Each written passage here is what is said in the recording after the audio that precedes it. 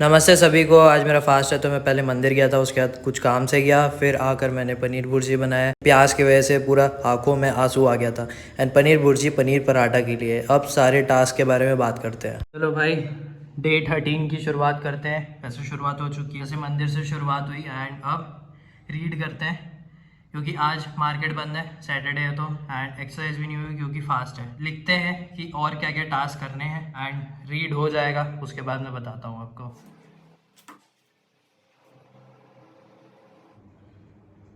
तो स्टोरी में आगे ऐसा होता है कि जो सोनी के फाउंडर है ना आक्यो, वो जाते हैं यूरोप में एक पर्सन से मिलते हैं एंड वो पर्सन बोलता है कि जो सोनी है वो आउटडेटेड टाइप का है, उसे नया कुछ शो करना पड़ेगा, नया उसे बनना पड़ेगा, पुराने टाइप नहीं चल सकता है वो।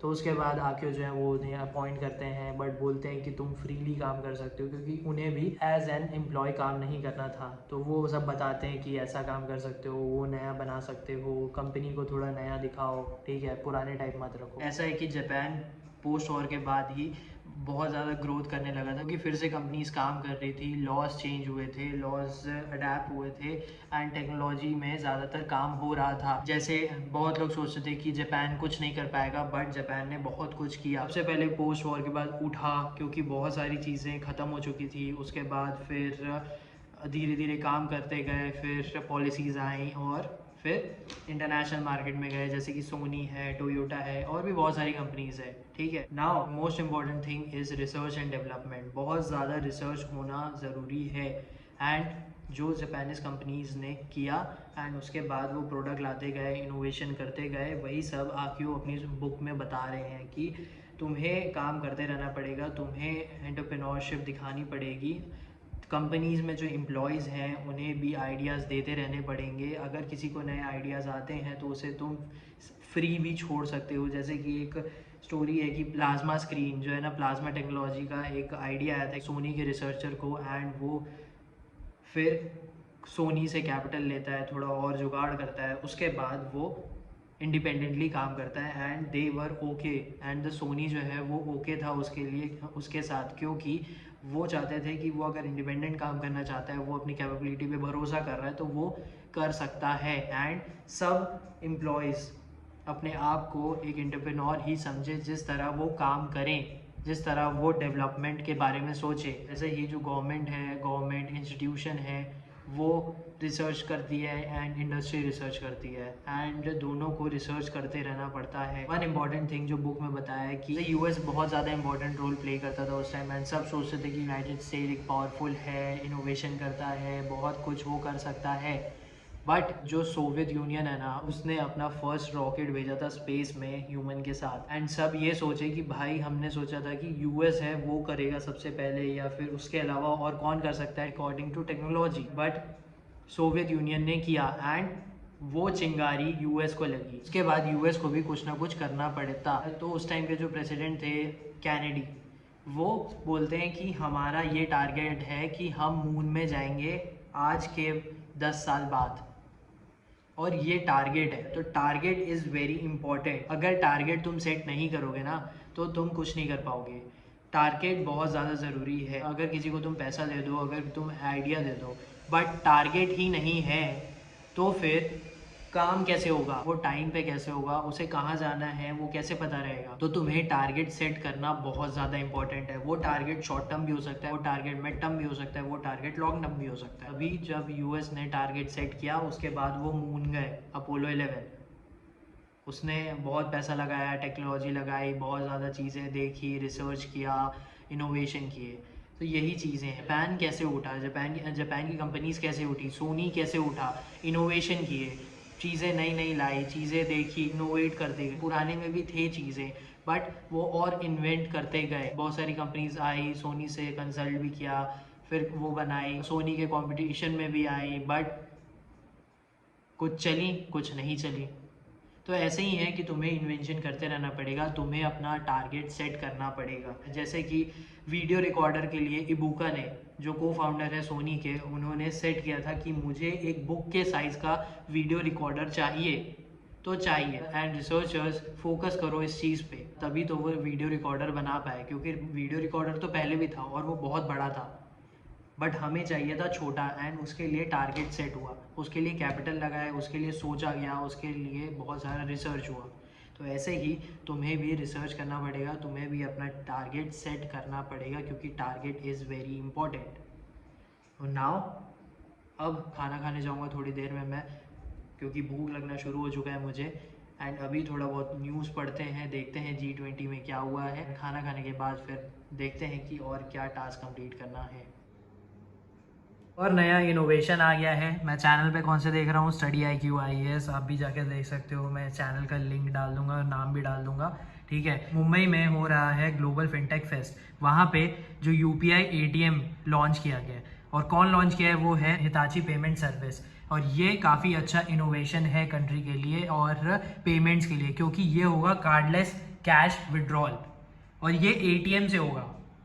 तो ये बहुत सही इनोवेशन है भाई, बहुत सही इनोवेशन है। और ये होगा कैसे, ये मैं आगे दिखाता हूँ। इससे पहले ये समझ लो कि ये वाइट लेबल ATM है, ठीक है। वाइट लेबल ATM मतलब कि जैसे इस वीडियो में भी ये समझाया है कि ये ATM का है, ठीक है। ये ATM का फ्रंट है, इसमें कोई भी बैंक का नाम नहीं लिखा है, तो ये वाइट लेबल ATM है।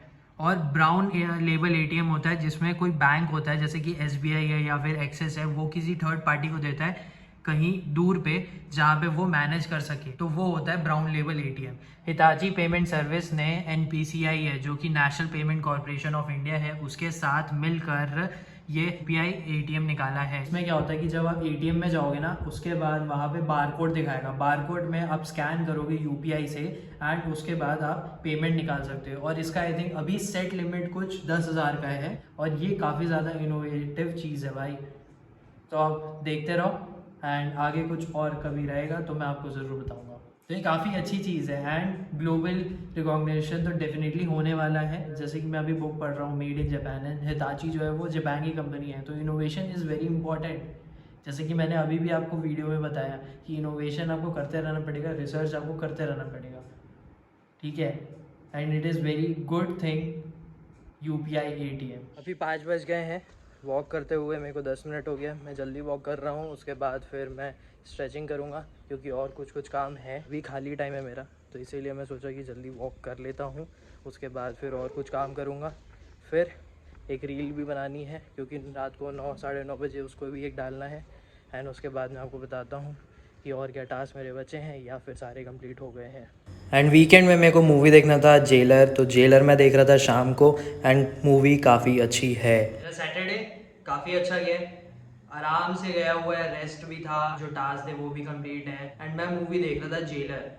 भाई सीरियसली काफ़ी ज़्यादा पावरफुल मूवी है, एंड रजनीकांत सर की है, वो रहता ही है पावरफुल। बहुत ज़्यादा एक्शन है, म्यूज़िक बहुत ज़्यादा सही है, मतलब पावरफुल म्यूज़िक है भाई। मोस्ट इंपॉर्टेंट थिंग इज़ जो मूवी में म्यूज़िक है ना, वो बहुत ज़्यादा अच्छा है। बिकॉज ऑफ डैट मुझे और ज़्यादा मूवी देखने में मज़ा आ रहा था। एंड ये म्यूज़िक अनिरुद्ध ने दिया है, जो कि अभी जवान मूवी आई है, उसमें भी म्यूज़िक उसी ने दिया है। काफ़ी ज़्यादा पावरफुल म्यूजिक है, सच में बहुत ज़्यादा ही पावरफुल टाइप की फीलिंग आती है म्यूजिक सुन के। जो बैकग्राउंड म्यूजिक जो चलता है, उसके जो गाने हैं, है भाई कुछ ना कुछ है, बहुत ज़्यादा ही अच्छा है। बट उसके अलावा तो मूवी ओवरऑल काफ़ी अच्छी है, म्यूज़िक काफ़ी अच्छा है। एंड उसके अलावा सारे टास्क कंप्लीट हो चुके हैं, चार्ट एनालिसिस है वो थोड़ी बहुत मैंने की है, अभी और करना है, ठीक है।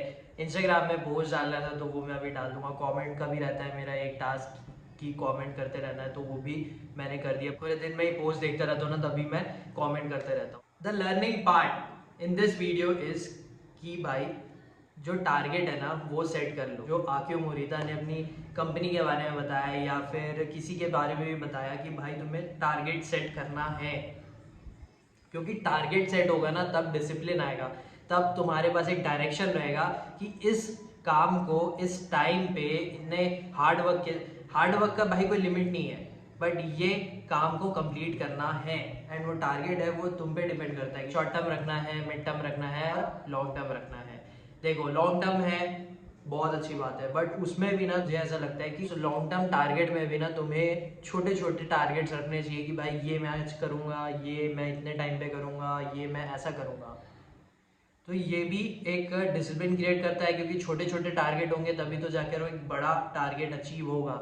बोलते हैं ना कि एक बड़ा गोल है तुम्हें, तो उसके लिए तुम्हें काम करते रहना पड़ेगा। एंड तुम्हें वो जो छोटे छोटे गोल है, जैसे कि आज मैं यहाँ हूँ एंड मुझे यहाँ जाना है, तो उसके लिए क्या करना है, तो अभी तुम धीरे धीरे कर करके वो ऊपर तक जाओगे। टारगेट सेट करना इज़ वेरी इंपॉर्टेंट। मैं अपनी लर्निंग बता देता हूँ कि पहले मैं टारगेट के बारे में मुझे नहीं मालूम था क्या रहता है टारगेट में, क्या सच में कुछ होता है कि नहीं। बट जब लोगों के बारे में पढ़ोगे, जब इंटरव्यूज़ देखोगे, जब खुद काम करोगे ना, तब लगता है भाई यार टारगेट ना एक रखता हूँ, भले ही शॉर्ट टर्म का रखता हूँ, देखते हैं कि इतने में मैं ये करूँगा। तो क्या होता है कि एक डिसिप्लिन आता है, एक फोकस आता है। जब वो डिसिप्लिन और फोकस आता है तब तुम वो टारगेट के लिए जाते हो। एंड ऐसा नहीं है कि हर बार टारगेट अचीव होता है, कभी कभी टारगेट अचीव नहीं भी होते हैं, बट ठीक है। लेकिन ऐसा है कि भाई काम तो करते रहना पड़ेगा उसके लिए।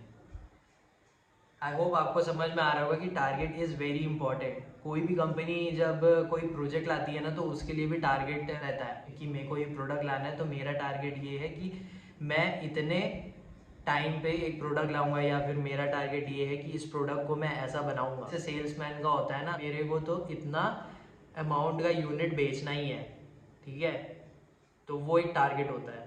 तो ऐसे ही अपने टारगेट्स बनाओ जैसा तुम्हें अच्छा लगता है, बट उसके लिए ज़रूर काम करो। एंड जेलर के लिए वैसे सही में मैं बोलूँगा भाई कि उसका जो म्यूज़िक मेरे को लगा ना भाई बहुत ज़्यादा पावरफुल है, बहुत ज़्यादा। मेरे को तो भाई मतलब ऐसा लग रहा था ना, पावर लग रही थी ना मेरे को, वो काफ़ी ज़्यादा अच्छी लग रही थी। ओह, तो इसके साथ मैं सैटरडे को ख़त्म करूँगा, थोड़ा और एनालिसिस करूँगा चार्ट की। एंड प्लीज़ वीडियोस देखो। आई होप आपको अच्छा लग रहा होगा। वीडियो अभी नए हो इस चैनल पे, पहली बार देख रहे हो इस वीडियो को, तो आप पुरानी वीडियोस भी देख सकते हो। इसका मैंने प्लेलिस्ट में भी बनाया हुआ है 60 डेज चैलेंज का, तो आप प्लीज़ वहाँ जाकर देख सकते हो। एंड अगर किसी के साथ शेयर कर सकते हो तो डेफिनेटली करो, क्योंकि मैं भी अपना एक टारगेट लेके चल रहा हूँ। एंड मेरा जो चैलेंज है वो भी एक टारगेट है मेरे लिए, और ये टारगेट मैं पूरे डिसिप्लिन, फोकस और सच में कुछ बदलाव के लिए करना चाह रहा हूँ। आई होप आपको अच्छा लग रहा होगा जो भी मैं बोल रहा हूँ। Thank you for watching.